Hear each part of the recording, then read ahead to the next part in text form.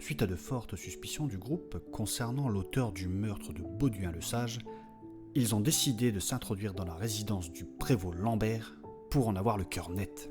À la recherche d'informations, de preuves, de tout indice pouvant prouver la culpabilité de ce Lambert, ils finissent par trouver ce qu'ils recherchent. Le prévôt est bien derrière cet assassinat.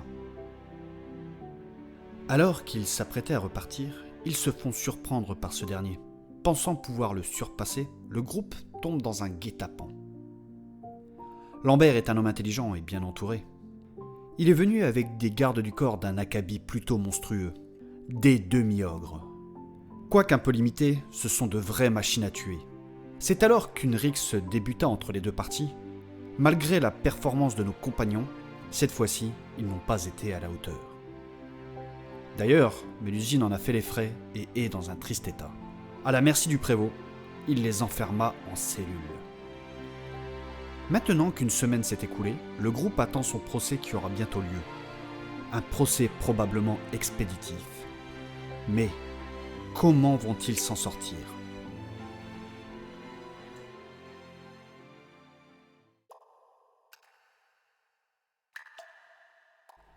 Bordel de merde, mais bordel de merde. Y'en ai marre d'être enfermé, moi. Qu'est-ce que c'est long ici? Ouais, en plus la bouffe elle est dégueulasse. Ouais, en plus ça pue. Oui, et il n'y a personne pour s'occuper de mon auberge. Et c'est bourré d'humidité.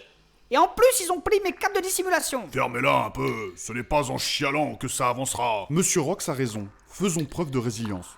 Ouais, c'est exactement ce que je voulais dire. Nous avons d'autres priorités en plus. Comme sortir de là déjà, et deuxième chose, Madame Mélusine est très souffrante, il faut la soigner. C'est mademoiselle. Ma pauvre petite sœurette. Mademoiselle, pardonnez-moi. Mademoiselle Mélusine, vous allez bien? Ça va aller. Enfin quand même, hein, vous êtes chaude. Ma, il est toujours su qu'elle était très chaude. Mais aïe, mais ferme ta gueule, toi. Ma, c'est bon, quoi, on peut plus rigoler. Tu veux qu'on rigole du fait que tu t'es pissé dessus? Ça n'a rien à voir, il y avait bu trop de thé. Toi la petite merde, respecte-la. Elle s'est battue pendant que tu t'es caché comme une fiotte.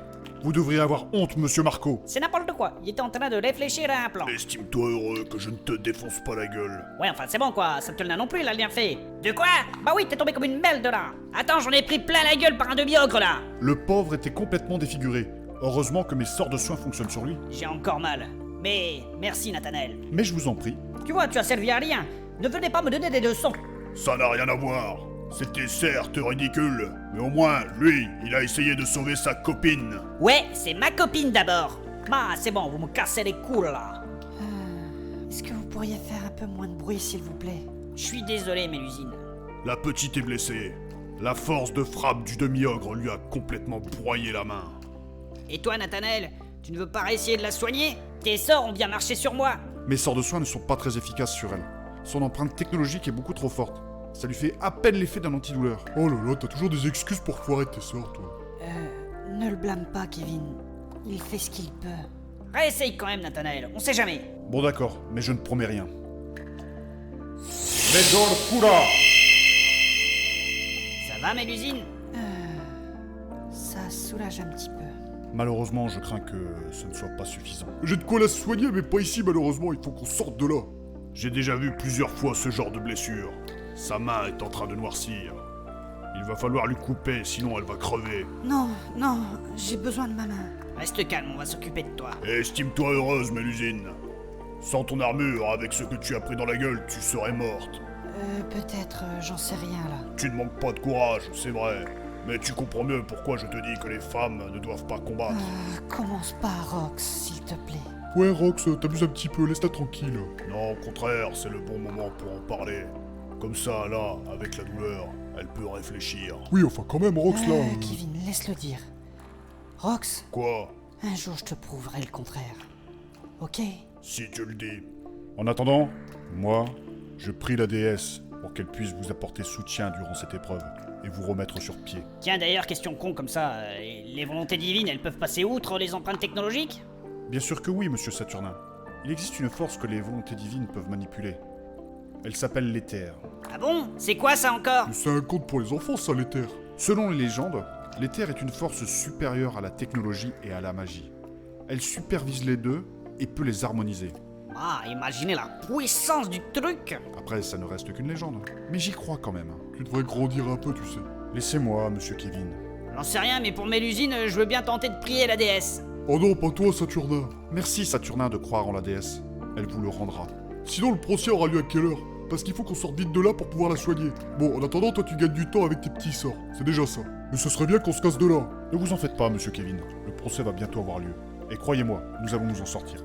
Pour ça, faut-il encore avoir toutes les preuves en main? Le prévôt nous a dépouillés de nos affaires. Ça m'étonnerait qu'il nous donne les preuves généreusement. Ne vous en faites pas pour ça. Elles sont dans un lieu sûr. Comment ça? Vous verrez, monsieur Kevin. La magie réserve bien des surprises. Oui, puis même, est-ce que c'est suffisant pour gagner le procès? C'est une farce ce procès, on n'a même pas d'avocat. Quand je pense que les directoires prétendent être une démocratie... Si, nous en avons un. Ah, c'est qui? C'est moi. Hein? Mais t'es malade? La loi autorise que nous nous défendions seuls. J'ai demandé à ne pas avoir d'avocat et à nous défendre moi-même. Mais pourquoi t'as fait ça? Je n'ai pas envie que le prévôt nous tende encore un piège. Cet homme est doué. Il a l'air de connaître du monde dans les hautes sphères de cette ville. Je préfère me défendre seul. C'est du suicide? Pas forcément, il a une éducation de bourgeois, il parle bien, pourquoi pas, hein. Il est vrai que j'ai déjà participé à des procès.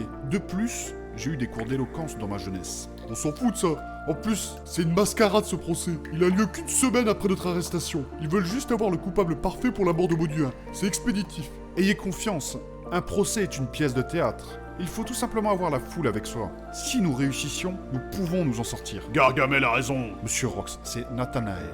Je m'appelle Nathanaël. Ce procès est une blague.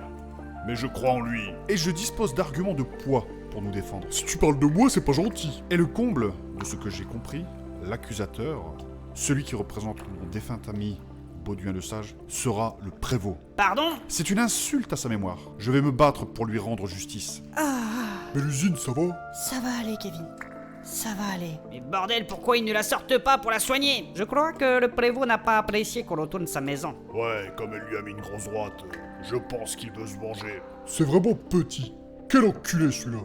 Je vais retenter un sort. Medol Kula. Ce n'est pas suffisant. Ça soulage quand même, merci Nathanaël. Si on sort, je vais briser ces demi-ogres. Ne dites pas n'importe quoi, monsieur Rox. Roxane s'est bien battu. Arrête de m'appeler Roxane. Il en a assommé 2 quand même, ils étaient 4. D'ailleurs, vos armes à feu n'ont pas été très efficaces non plus. Il me faut un plus gros calibre. Ils ont la peau épaisse. Je tiens à dire que vos petites flammes les ont à peine chatouillées. Je n'allais pas envoyer une grosse boule de feu dans un endroit si restreint. Et qui plus est, en bois. Et pourquoi pas? Vous voulez que je nous carbonise tous? T'es pas joueur. Des demi-ogres. Comment ce genre d'aberration peut naître? Ce ne sont pas des aberrations comme vous dites. Ah, ils font pas dans la dentelle, hein. Moitié ogre, moitié humain. Ces créatures sont généralement très limitées, mais très puissantes. Ils sont souvent utilisés à des fins martialistes comme mercenaires, gardes du corps, ou alors pour faire le sale travail. De là à se taper une graisse, il faut vraiment avoir la dalle, hein. Pas vrai, Marco? Et tais-toi, toi, le gros patapouf. Ne prenez pas ça à la légère. Leur conception est une véritable horreur. Comment ça? C'est bien souvent le fruit d'un viol entre un ogre et une humaine. Rarement l'inverse. Oh, c'est horrible. Et dites-vous que quand elle ne se fait pas dévorer, le pire vient après. C'est la naissance. De quoi? Si la mère est une ogresse, ça va. Encore qu'il soit préférable de lui prendre son bébé rapidement avant qu'elle ne le mange. Mais c'est quoi cette espèce?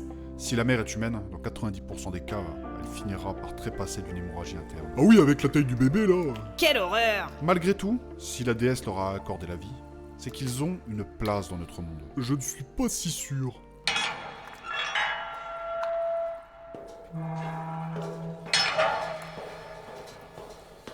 Y a quelqu'un qui arrive? Ouais, c'est des gendarmes. On va enfin pouvoir sortir d'ici.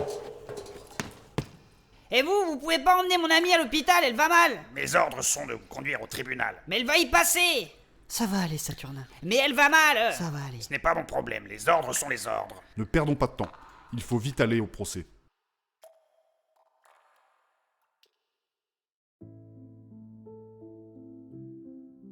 Alors que le groupe quitte la prison escorté par une brigade de la gendarmerie, nos compagnons sont conduits jusqu'au tribunal. Sur la route, ils se font huer par la foule, ils se font insulter. Certains, comme Saturnin, ont même reçu un fruit pourri dans le visage. La justice populaire fait son œuvre. Mais, une fois arrivé au tribunal, qu'en sera-t-il devant la justice gouvernementale? Comment vont-ils se sortir de cette situation délicate.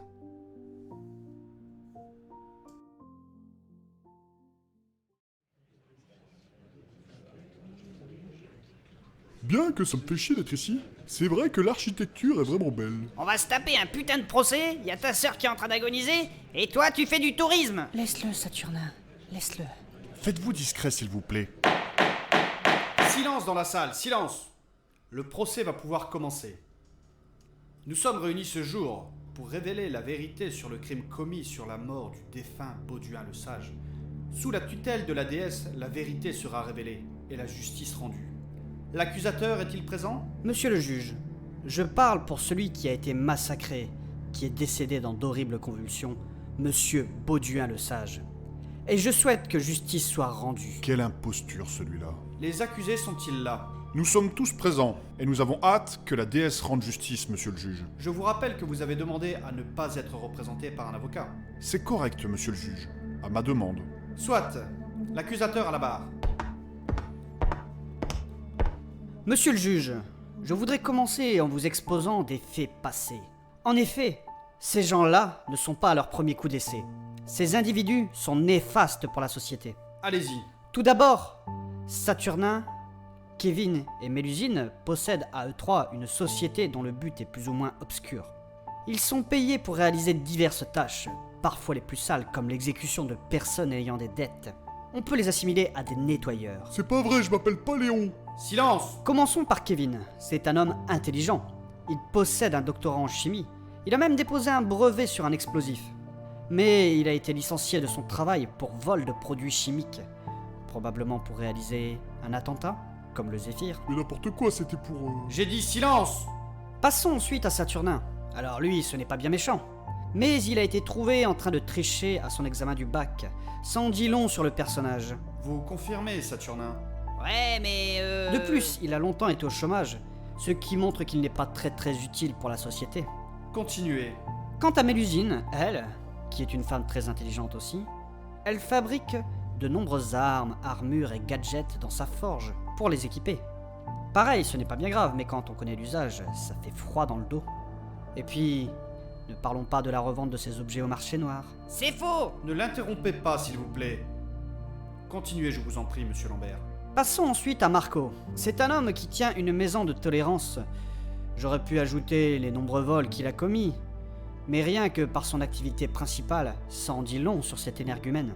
Mais n'importe quoi, il fait ça de manière éthique. Puis je n'ai rien à voir avec le meurtre de Bauduin. Il n'était même pas là. On ne vous demande pas de parler, monsieur Marco. Bref, continuons.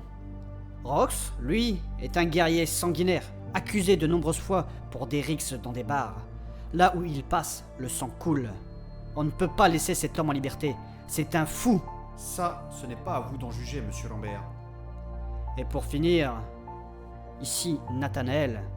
Alors, rien d'anormal comme ça. Il est issu d'une famille noble du royaume déchu. C'est un homme de foi. Il aurait pu avoir une grande destinée. Cependant, son intimité en dit long également sur ce personnage. Vous n'allez quand même pas oser? Nathanaël, ici présent, vit avec un autre homme. Il se livre couramment à des actes sodomites. C'est un déviant. Et c'est répréhensible par la loi. Mais ça ne vous regarde pas! Un gros pédé. Mais ça regarde l'Inquisition. Silence dans la salle, silence! Quand je pense que j'ai dormi dans la même chambre que lui, qu'il m'a vu tout nu. J'ai dit silence! Bien que ce soit répréhensible par la loi, ça fait longtemps qu'un homme n'a pas été condamné pour ça. Qu'est-ce que ça vient faire ici? Tout cela, c'est pour souligner que derrière ces airs saints, il s'agit en réalité d'un hérétique. Nous ne sommes plus au Moyen-Âge, monsieur Lambert. Nous n'allons pas brûler cet homme pour ça. Oui, enfin, monsieur le juge... Si nous mettons chaque homme au bûcher pour leur déviance sexuelle, nous n'aurions plus assez d'arbres pour nous chauffer cet hiver. Oh, mais c'est quoi ce pays de dégénérés? Silence dans la salle, silence! Merci, monsieur le juge. J'en toucherai quand même un mot à l'Inquisition. Bref, nous pouvons passer à l'essentiel du procès, monsieur Lambert. Nous avons en face de nous de vrais monstres. Ils ont tout d'abord massacré ce pauvre homme qui était Bauduin. Un homme exemplaire. Nos gendarmes les ont pris en flagrant délit, alors qu'ils exécutaient froidement cet homme à l'aide d'un poison. Foutaise. Une fois arrêtés et placés en détention, ces odieux personnages se sont enfuis en agressant mes hommes, laissant certains d'entre eux pour morts. Par la suite, ils ont commis d'autres crimes, La liste est longue. À commencer par entrer par effraction dans le triage de la gare, procéder à la violation de scènes de crime pour faire disparaître les preuves, certainement, pour ensuite massacrer de pauvres cheminots qui travaillaient là, ainsi que d'autres gendarmes, des pères de famille qui ne faisaient que leur travail et qui n'avaient rien demandé. Est-ce vrai? En réalité, c'est plus compliqué que ça. Nathanaël, répondez à la question du juge. C'est vrai, mais il faut voir le contexte aussi. Vous voyez, ils sont ignobles. Mais ce n'est pas fini. En plus d'être des meurtriers et des déviants, ces hommes ne peuvent s'arrêter là. Ils aiment profaner les morts. C'est pas vrai d'abord. Ça veut dire quoi, profaner? Silence dans la salle! Silence! Et s'il vous plaît, arrêtez d'interrompre l'accusateur. Bien. Continuez, monsieur Lambert. Alors, voyez-vous, quand je dis qu'ils ont profané des corps, c'est qu'ils ont été vus à la morgue en train de faire de terribles choses. Nous avons retrouvé des corps dans de drôles d'état. D'ailleurs, certains d'entre eux étaient allégés de leur possession. Probablement ce vil Marco. Mais n'importe quoi, c'est faux. Tu fais chier Marco avec tes conneries. Silence! Vous êtes sourd ou quoi? Je vous ai demandé de ne pas interrompre l'accusateur. La prochaine fois, ce sera une amende. Allez-y, monsieur Lambert. Ces hommes, qui sont probablement en réalité un groupuscule d'extrême droite, n'en sont pas à leur dernier coup. Vous savez pourquoi? Vous allez me le dire? Ils ont vu que je les dérangeais. C'est alors qu'ils s'en sont pris à ma demeure, à ma famille, ce que j'ai de plus cher. Moi, seul contre tous, qui les traquais. Ils le savaient et ils ont voulu me réduire au silence. Mais je suis plus fort que ça, et j'ai finalement réussi à les arrêter. Vous souhaitez rajouter quelque chose, monsieur Lambert? Ou vous avez fini? Je pense en avoir assez dit, monsieur le juge. Vous pouvez retrouver toutes les preuves dans le dossier que je vous ai fourni, monsieur le juge. Leur casier judiciaire, les photos des scènes de crime, les déclarations de mes hommes, des travailleurs, les traces de blessures. S'il vous plaît, monsieur le juge, soyez sans pitié pour ces hommes. C'est à moi d'en juger, monsieur Lambert. Mais bien sûr, monsieur le juge. Les accusés à la barre. Je représente les accusés, monsieur le juge. Allez-y. Tout d'abord, pour revenir sur notre groupe qui semble si terrible au dire de monsieur Lambert, comment un groupe d'extrême droite pourrait être aussi cosmopolite? Bien que nous ne soyons pas d'accord sur tout, nous avons chacun des différences et nous les acceptons. Certains sont doués en magie, d'autres en technologie. Nous avons un guerrier des steppes du Nord, une femme forgeron, et même un aubergiste ayant des origines extérieures à la ville. Et qui plus est, ayant une morale qui est complètement différente de la mienne. Ce n'est pas très suprémaciste, vous ne trouvez pas? En effet, continuez. Ça ne veut rien dire cela. Silence, Lambert. Vous n'aimiez pas qu'on vous interrompe? Alors n'interrompez pas les autres, s'il vous plaît. Monsieur le juge, dans la liste de preuves que je vous ai fournie, chacune d'entre elles répondra aux accusations de monsieur Lambert ici présent. Tout d'abord, il est vrai que certains de mes compagnons ont commis des délits dans leur passé. Mais tout le monde a le droit à une seconde chance, et l'essence même de la déesse qui nous observe est le pardon. C'est n'importe quoi. Tout le monde sait que ce sont des foutaises. Lambert, la laïcité est un concept de plus en plus populaire, mais il n'est pas encore en vigueur dans ce pays. Alors ne blasphémez pas, s'il vous plaît. Et surtout, arrêtez d'interrompre l'accusé. Soit. Merci. Veuillez continuer, s'il vous plaît. Si nous passons aux accusations de monsieur Lambert, tout d'abord, les preuves que nous apportons sont des télégrammes mentionnant les missions d'escorte de Bauduin via ce groupe de mercenaires.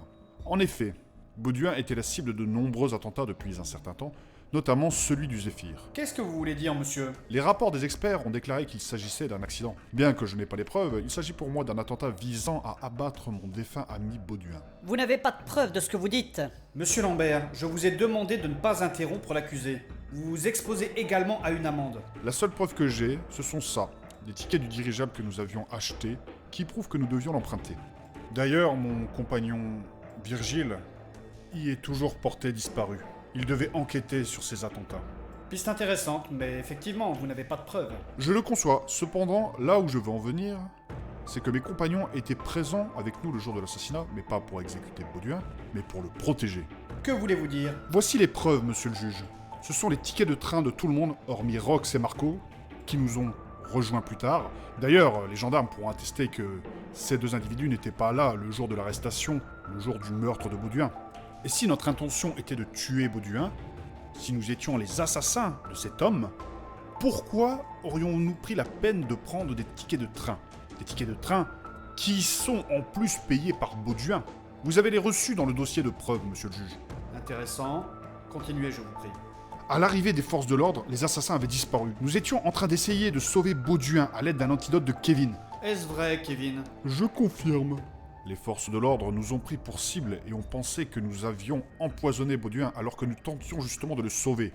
Et après, en cellule, c'est là où nous avons rencontré Rox qui n'a absolument rien à voir avec l'assassinat. Merci, mec. Par la suite, nous avons décidé de nous enfuir pour rechercher des preuves pour nous innocenter. Nous pouvons être condamnés pour l'évasion, mais pas pour l'assassinat. Et la déesse le sait. Monsieur, ne parlez pas à la place de la déesse, s'il vous plaît. Pardonnez-moi. Continuez, je vous prie. Le triage, la morgue, l'entrée avec effraction chez M. Lambert n'était qu'une enquête visant à récolter un maximum de preuves. Si vous dites vrai, pouvez-vous nous résumer les éléments que vous avez trouvés? Des équipements hautement sophistiqués, accessibles qu'avec de lourds moyens, des prototypes militaires, ainsi que des poisons très efficaces hors de portée du laboratoire de Kevin. Seules des personnes riches et puissantes peuvent se procurer ce genre d'équipement. Vous êtes issu d'une famille aisée, Nathanaël. N'interrompez pas l'accusé, Lambert. La prochaine fois, c'est l'amende. Continuez, monsieur. En effet, Monsieur Lambert a raison. Je suis issu d'une famille aisée qui aurait les moyens de se fournir ce genre d'équipement. Cependant, de par mon empreinte ésotérique, je n'aurais jamais pu manipuler ce genre d'arme. Le poison se serait vite détérioré.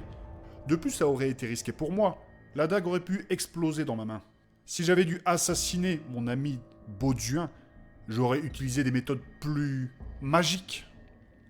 Oui, je comprends ce que vous voulez dire. Voyons, monsieur le juge, c'est ridicule. Je vous avais prévenu, monsieur Lambert. Greffier, veuillez noter 150 pièces d'or d'amende pour monsieur Lambert. Mais vous plaisantez, j'espère. Est-ce que j'ai l'air de plaisanter? Monsieur Lambert, de par votre fonction, vous devez vous montrer exemplaire. Veuillez cesser d'interrompre l'accusé. Merci. Monsieur, continuez. Ma famille est aisée, en effet.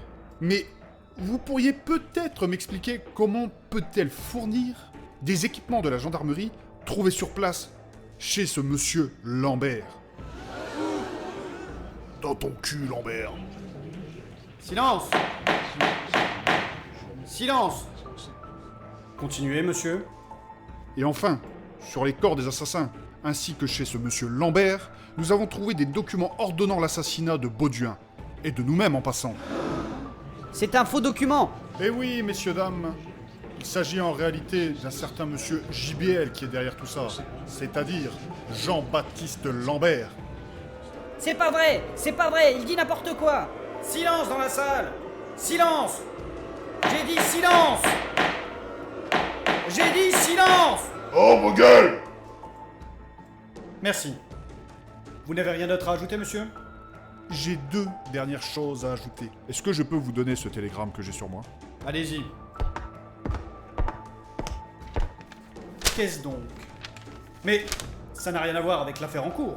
En effet, nous avons trouvé ça dans les autres documents. Un télégramme qui montre une correspondance de ce monsieur Lambert avec une de ses maîtresses. Mais qu'est-ce que... Mais voyons, monsieur, ça n'a rien à faire ici. Alors je suis peut-être un déviant comme vous dites, mais l'adultère est également passible de lourdes peines d'emprisonnement, monsieur Lambert. C'est n'importe quoi, vous allez me le payer, Nathanaël. Ne me menacez pas, Lambert. Silence! Silence! Bon. Monsieur, est-ce qu'il vous reste quelque chose à ajouter? En effet, les conditions de détention de monsieur Lambert sont exécrables. Regardez mon amie Mélusine qui est ici présente. Une femme forte, un modèle pour notre société, qui est gravement blessée. Vous pouvez constater comment le prévôt veille sur ses prisonniers. Ça va aller, ça va aller. Montrez votre main, madame Mélusine. C'est... mademoiselle... Allez, montrez votre main. Voilà. Mais, Lambert, qu'est-ce que c'est que ça? Vous devriez avoir honte! Mais non, ce n'est pas ce que vous croyez. Ça fait une semaine qu'elle est dans votre prison et vous ne lui avez pas prodigué de soins? Non, monsieur le juge, c'est plus compliqué que ça. On en reparlera, Lambert, on en reparlera. Messieurs les gendarmes, emmenez cette femme à l'hôpital le plus proche de toute urgence. Doucement, doucement.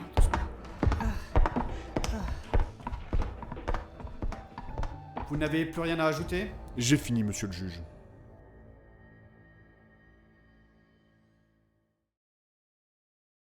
Après un procès houleux et quelques heures d'examen, le juge décide enfin de rendre son verdict.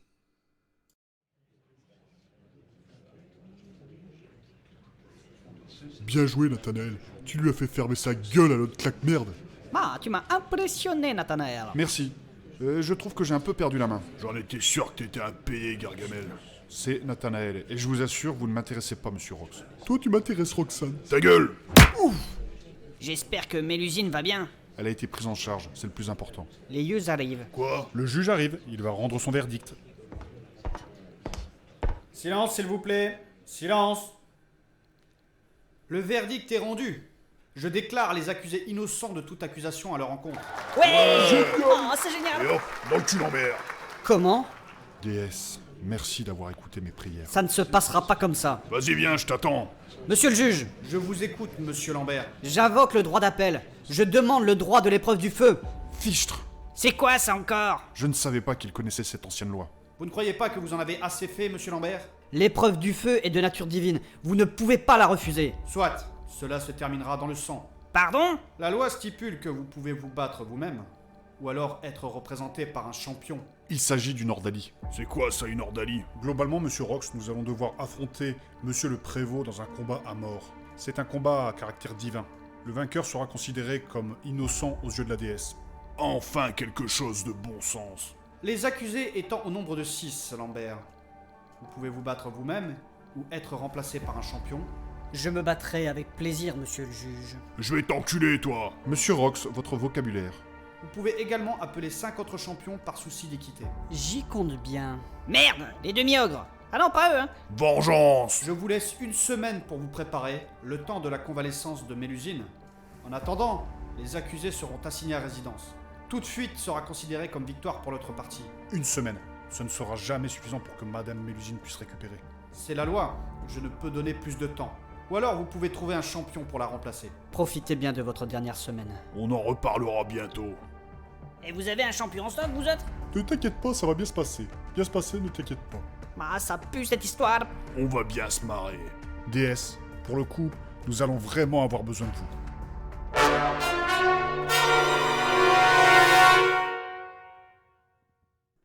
Si l'épisode vous a plu, n'hésitez pas à le liker, à le commenter et à le partager.